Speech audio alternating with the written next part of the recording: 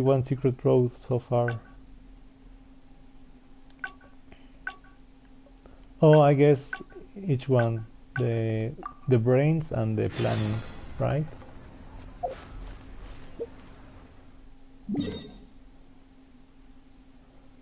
Where the vision and the planning thing, the Alcor.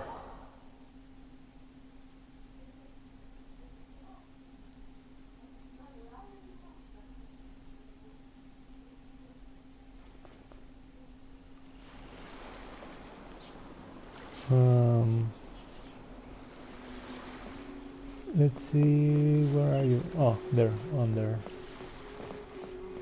There's Master Matsubishi. Chief Mate Juza's breaking in the newcomers, but I think we can spare you the tedium of that. Yep. After this, the new crew members will be arranged into 2 teams for more specialized training, according to their own aptitudes and the needs of the fleet. One team will learn comprehensive survival skills, including maritime emergency rescue, marine meteorology, psychological counseling, and so on. They will serve as the support team for the fleet, ensuring safe navigation. That's why we call them the Shield of the Crux. What's the other team? The Pen of the Crux? The Pen of the Crux? Oh, that's a wild idea. Unfortunately, this ain't the Wanwen Bookhouse, kid. As one might expect, we call the other team the Spear of the Crux, because they'll be learning about naval warfare. They'll make up the armed portion of our crew. Also, they're responsible for handling the fleet's cargo deals. So, what do you think? Which team is for you? The Shield of the Crux. As I expected, you have a will to protect others. There are 2 main subjects that the Shield of the Crux focuses on: survival knowledge and entertainment. As I was saying earlier, survival knowledge includes prevention of injuries and diseases at sea, navigation and cartography, basic meteorology, etc. Ooh, nice. You can go learn about these skills from Yinxing, Huixing, and Liushi. They're all seasoned hands in their respective fields. Huixing, Liushi, no, Genshin, Huixing, and Lushu. I thought I would be learning from you, Captain. Ooh. There are crewmates who know even more than you, Captain. I thought I would be learning with you, Each Captain. sailor has their own strengths and weaknesses. I'm no rookie, of course, but you shouldn't underestimate the knowledge of the crew. If there's anything I'm most proud of in the fleet, it's my people. Ooh, nice. Go and get to work. I'll have some questions to test you later. I look forward to seeing how you do.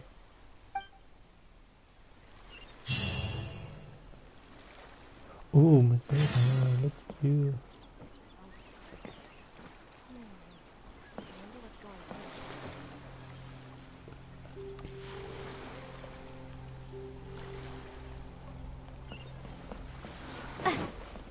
Let's learn from Jingqing. Hello, traveler. I'm Yinxing, the Crux's surgeon at sea. Ying, like a J. Whenever a sailor has a health problem, they come to me. Ooh. I deal with it all, from seasickness and common colds to amputations and everything in between. I like to learn about treating injuries and illness at sea. Oh, I presume the captain arranged this, correct? All right then, let's begin. Let's begin, Jingxin. First of all, let me ask you this. What do you think is the biggest danger that all new crew members face? Getting seasick, catching a cold, receiving a limb. That can certainly be a problem at sea, but it's not the biggest danger. The most dangerous thing for a newcomer is to underestimate the dangers of life at sea. Oh, I have seen many new crew members who see themselves as young and fighting fit and have no regard for safety. They think that since they are tough enough to look after themselves on land, they'll be fine at sea as well. Those are the ones that always end up in the sick bay. Everyone should know that being a sailor, especially on a long voyage, is a brutal job in an unforgiving environment. Yeah. Yeah, you're just encased in a ship. You can't go anywhere else. We have to face malnutrition when we're short on supplies. All kinds of injuries and diseases that the harsh ocean weather can bring. And even the psychological problems that can arise due to isolation and the lack of entertainment. To make things worse, the lack of medication and treatment options at sea can result in even minor health problems becoming serious, or even fatal. Yeah, hence the need for amputations, right? Oh, you probably thought I was joking, right? Well, that's not surprising. Most newcomers think the same way.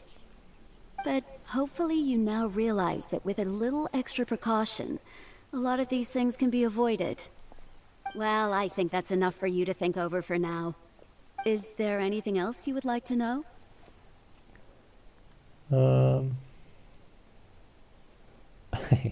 What happens to the crew members who have had limbs amputated? Are you concerned about them? No wonder Captain Beidou thinks you're different. There must be more to you than just your strength. Oh, thank you. If you can convince Mora Grubber to show you the books, you'll see there is a regular fixed cost, titled Convalescence Ooh. Payments and Incapacity Support for Injured Crew Members. Regardless of the fleet's income, those who have fought alongside us will certainly receive their compensation every year. Some of those that have returned to land have started small businesses, while others have chosen to go out traveling the world. The money is intended to allow them to live their lives as freely as possible. Ooh, nice. I'm sure being based on land helps a lot with that too. Yeah. Still, we can't pretend like it solves everything. They call them life-changing injuries for a reason, you know. But if nothing else, it's good to know that while Captain Beidou is in charge of the Crux, no one will get forgotten. Oh. Is there anything else you would like to know? What's Beidou view on this? Captain Beidou? Well, out of everyone I've met, she probably values people's lives and safety the most.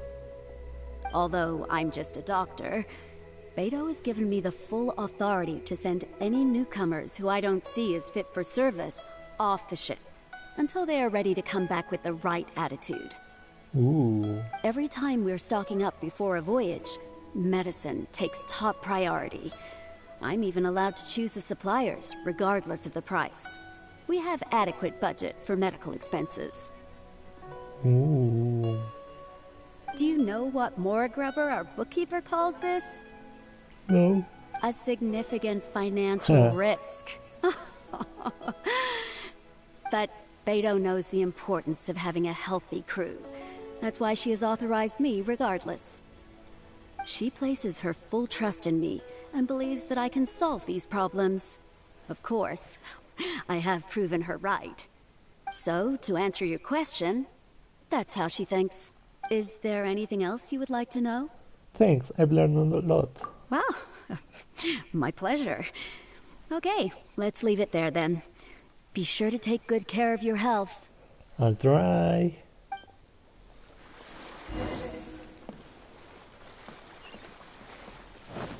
I'll try, Miss Beidou.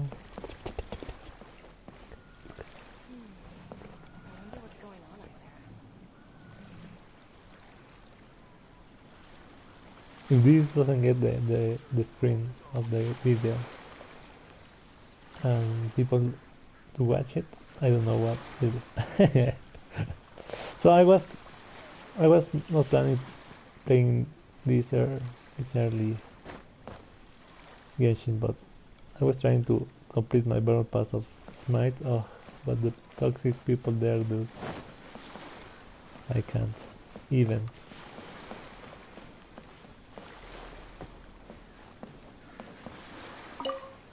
Sorry about earlier, Traveler. We were so caught up on getting you to join the fleet that we didn't notice we were going a little overboard. Don't Good worry. thing the captain stepped in. It's okay. I was hoping to learn a little more about cartography. Oh! Well, in that case, you have come to the right person. I'm not just blowing smoke. You're looking at the most talented navigator in Liyue Harbor. Liyue Harbor. I'll start by introducing some chart reading essentials for new sailors. Feel free to interrupt if you have any questions. Let's start with what to look for when you get a set of complicated charts. First, you should always look at any indicated shorelines, islands or reefs, water depths, hydrological conditions, and other hazards. With these features in mind, you can answer the basic question of, can I chart a safe course through this area?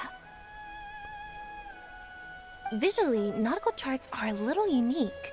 Unlike land maps, most charts do not have a fixed scale, which means that it can be hard to precisely determine the exact distance between 2 points. The most advanced nautical charts come with a supplementary chart, which has different colored lines marked on it to indicate distances.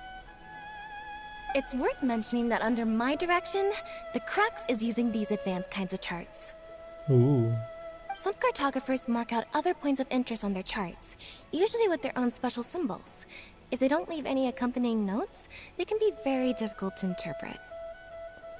For example, charts inherited from the previous navigator. Not only those, we have tattered and torn charts that we've picked up from all over the place. To be honest, it can be quite a challenge, even for me. Some of these charts are really old and have symbols that I've never seen before. But if we don't decipher them, we will certainly miss many secrets of the sea. Fortunately, we have the captain with us. She managed to find some ancient books on semiotics that I can use to study the charts further. I don't think anyone other than our captain can manage to get these kinds of resources. Old charts and ancient books on semiotics are not the kinds of things that are sold in your average marketplace. Oops, I've gotten off topic. Well, that just about covers the basics of chart reading. Is there anything else you would like to know, Traveler? Do you have experience drafting nautical charts? Drafting charts? That's certainly a more advanced topic. To be honest, I've only attained a smattering of knowledge in that area. The charts we are using now are just revised versions of the ones left by the previous navigator. So my mapping experiences have been primarily limited to updating our charts to reflect changes in the sea.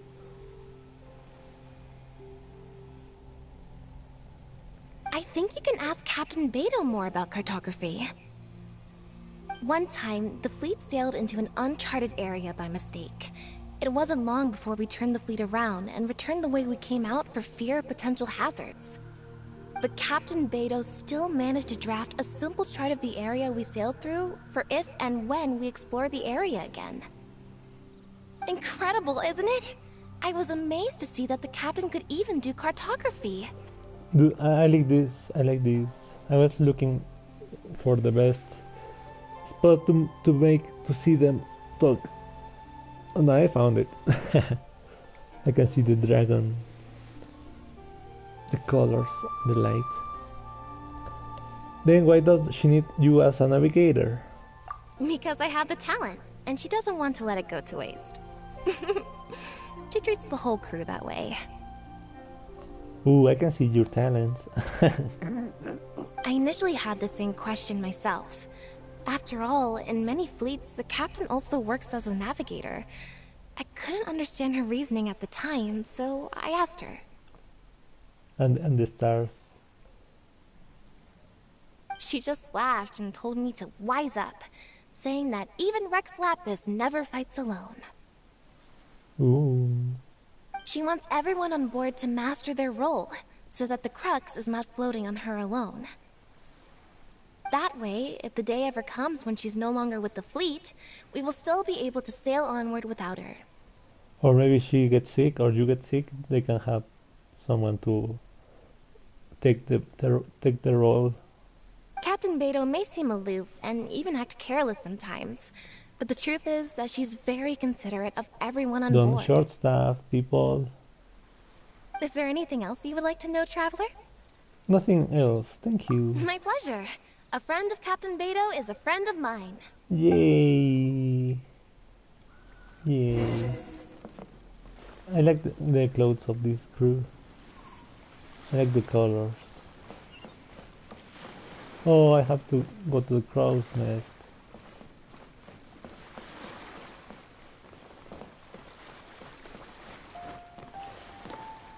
Hi, Furong.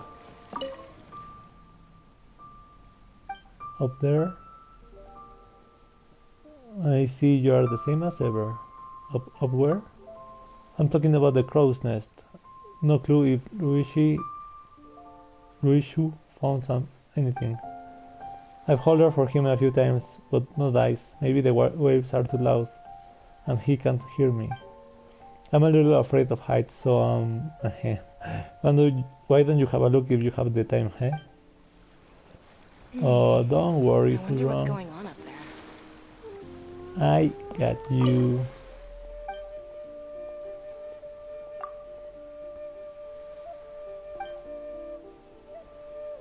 Don't you judge me on account of my size now. Even Chief Mate Yusa hasn't got my strength, but he's never beaten me in a single round of arm wrestling. I just say it now by the by. I won't marry anyone unless they can go around with me and win. It's as simple as that. Shame, but the only person who won against me is Captain Beidou, of course. Ooh. That said, things might go differently if you decide to give it a go, hey? Ooh. Ooh.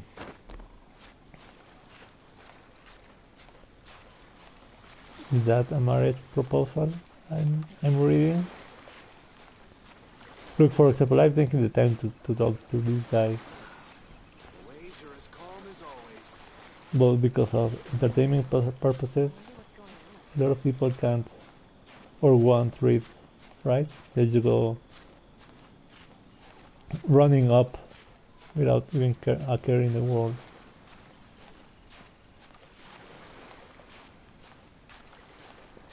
I'm thinking maybe should I do the main mission, the crane mission today? Because I was planning to try and get my battle pass for Smite done, but looking at how people are, I'm not sure I want to spend my time getting all mad over some dumb people, you know? Oh.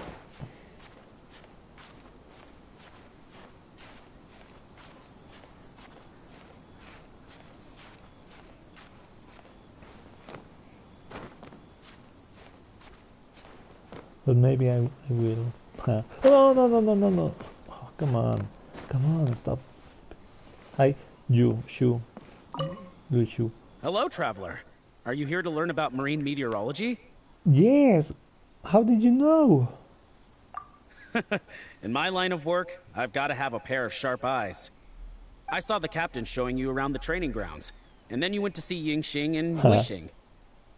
So I figured that she probably wants you to get to know the life of a crew member. Oh, you have a real knack for your work. Looks like Beidou got the right person for the job. Okay, let's get started. First, I'll introduce you to the basics of meteorology. Let me find. I mean, this looks nice, but maybe I want. This looks nice.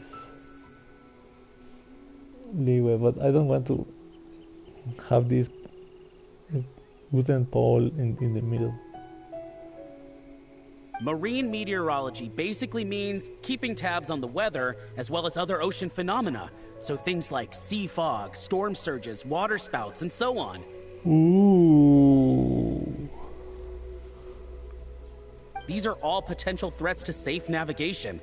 Luckily, whatever weather might be coming up, there's always some kind of sign that gives it away in advance. Take water spouts, for example. They're caused by high-speed rotating winds on the surface of the ocean. They can engulf large ships and do immense damage. But if you know that water spouts can only form in an environment with high temperature, high humidity, and large clouds, then you can be well prepared. Ooh. You will be even more alert if you also know that the presence of winds blowing in opposite directions, with a significant difference in speed, is a direct precursor to the formation of waterspouts. Ooh. And most importantly, if you spot a small white vortex emerging from the clouds, you should immediately notify the crew to steer clear of what's ahead. So there you go. Those are the warning signs of waterspouts. I am proud to say that over the years, I haven't let a single one sneak up on my watch. Nice. Yeah, he said that you must have a sharp eyesight. Sounds like you have a lot of experience. I've got to confess, I learned almost everything I know from the captain. All the stuff about meteorology that I just told you about, she's the real expert. Do you know the small fishing village next to Wangshu Inn?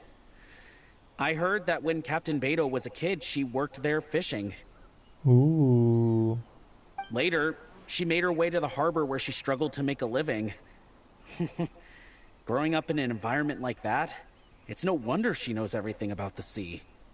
When I first came on board, I lived every day wallowing in doubt, wondering if my former career as a sailor was all just a waste. But as I gradually learned some new things and became more experienced, I finally realized what makes the Crux so great. After all, not every fleet has the uncrowned Lord of the Ocean as their leader. I feel lucky just to have joined. Thanks for your time. I think I've learned all that I need for now. Find me anytime if you want to know more. Will do, Mr. Sailor. Wanchu Winchy Winchy Wong. Hi, from. I did. Hold the line!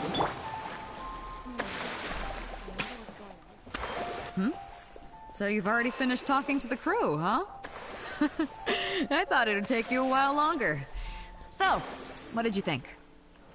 It was pretty difficult. I need some time to review. It was a breeze. I got everything down pat. It was a little hard, but I can handle it. Now you know that the Shield of the Crux is not such an easy job. Let's get started. First of all, life on the sea isn't always plain sailing. Injuries and illnesses happen all the time. Oh, this is an exam. What is the single biggest danger facing crew members? Amputations!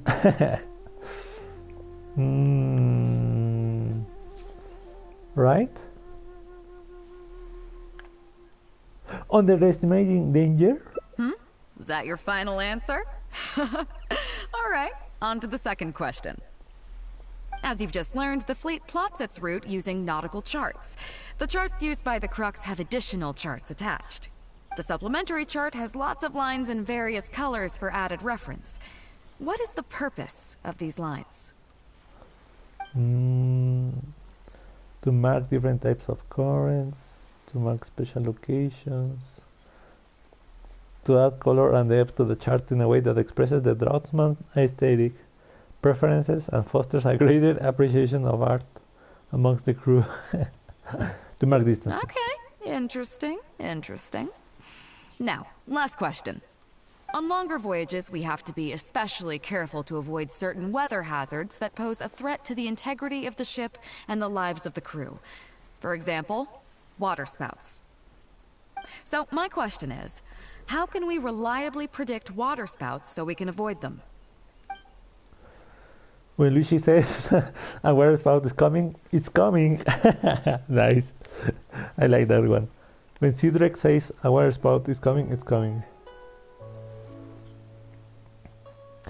The presence of dark clouds and strong winds in opposite directions, plus white vortices in the clouds, this one. The presence of dark clouds and strong winds in opposite directions, plus rings of white spots in the clouds. When Luigi, I like this, but I think it's this one.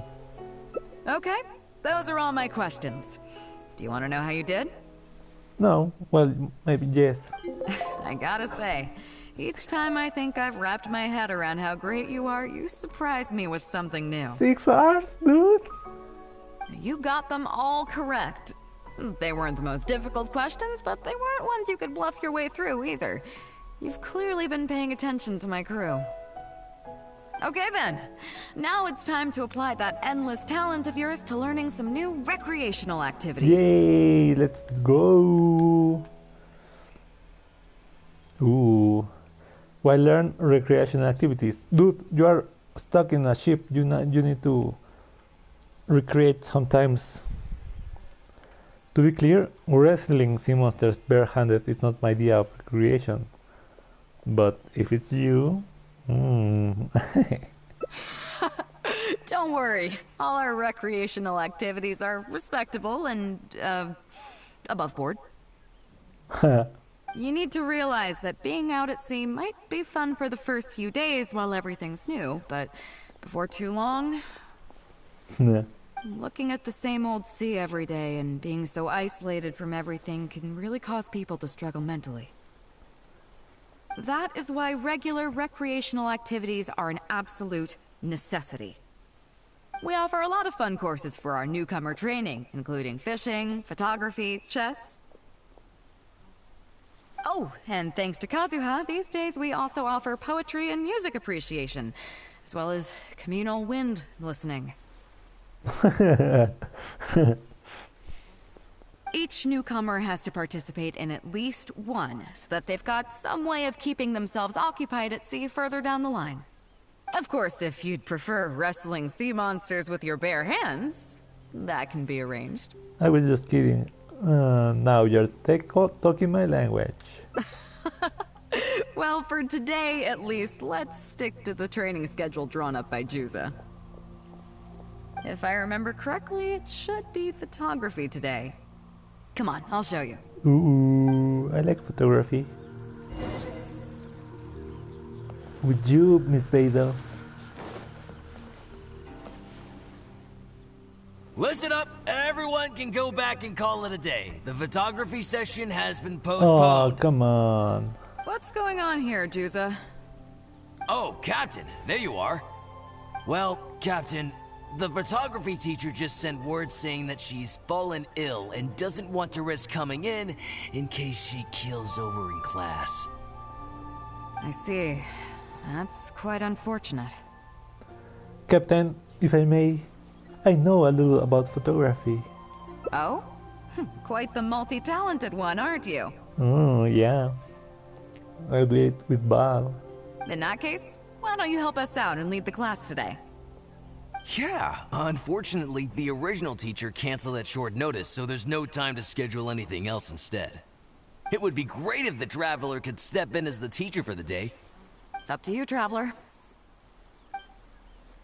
It will be my pleasure. Great! It's settled then. Juza, let's muster everyone over here to meet the new teacher. Yes, Captain.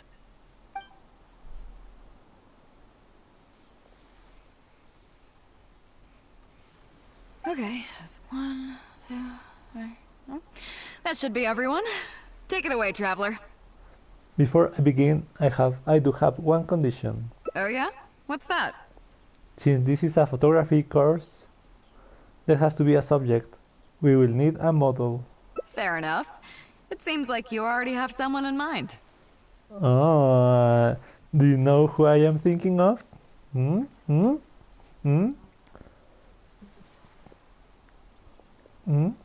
Emoji with the eyebrows going up and down. So, who will it be? I think the most suitable model is Genshin. I think the most suitable model is shipmate Yusa. Yui Luigi. Captain Beidou! Me?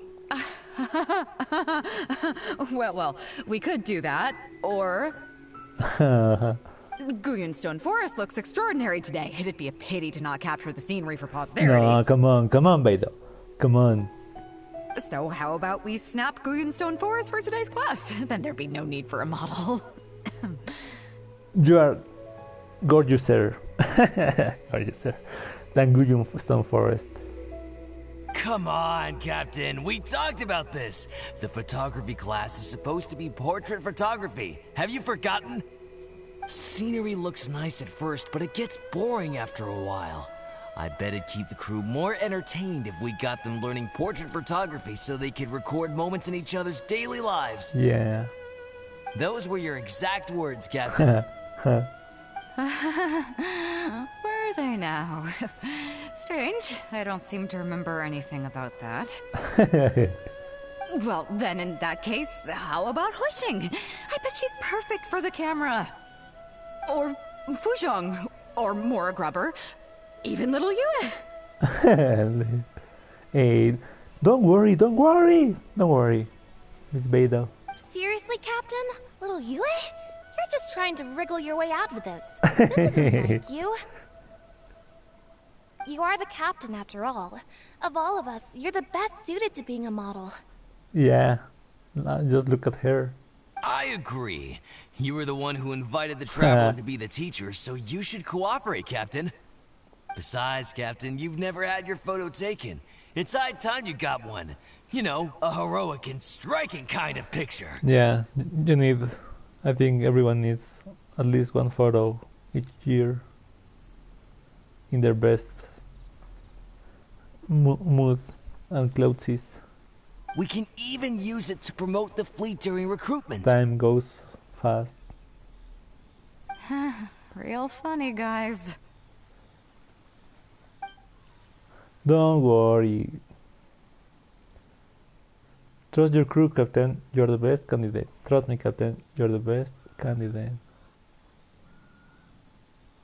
Well, if you say so. I'm not one to spoil the fun.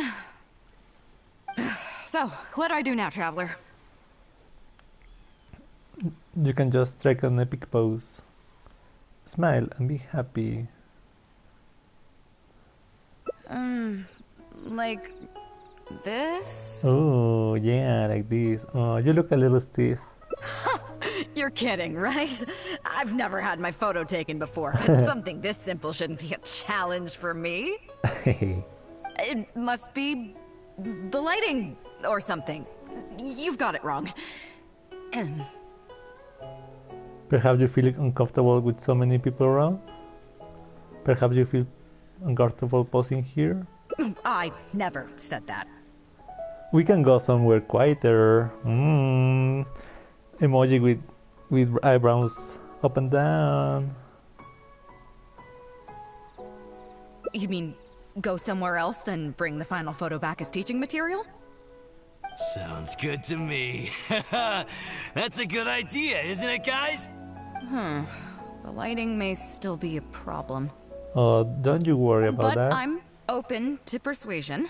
If you have a suitable place in mind, I can consider it. Just to be clear, I won't necessarily agree. It depends on the place you have in mind. Today, Beidou Mobile. How about Yao Guan Shoal? We can enjoy the breeze here, the ocean breeze. I heard there's a fishing village near Guanshuin. Ooh, nostalgic, eh? I mean, if she has good memories, that would be a great place. If not, dude, we are ruining our chances. How about the top of Mount Tianheng, overlooking all of Liyue Harbor? The fishing village near Wangshuin? That place is deserted now, isn't it? How do you even know that place anyway? It's tiny. I don't think I've ever seen it on a single map. Luigi told me you once lived there. I once found some treasure there. I'm surprised that you remember such a trivial detail. Yeah, I chose those because, okay, I can lie and say, okay, there was a chesty there, but no, she's important. You know, yeah, I can get some of these parts right, but interacting in real life, no, no way, dude. He's right though. I did live there for a while. And now that you've mentioned it, it's giving me the urge to go back and take a look around. Ooh. Well then, let's go. We can take this opportunity to pay my old home a visit.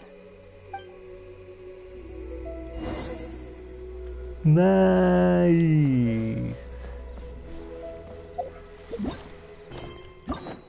Let me see. No. Nope.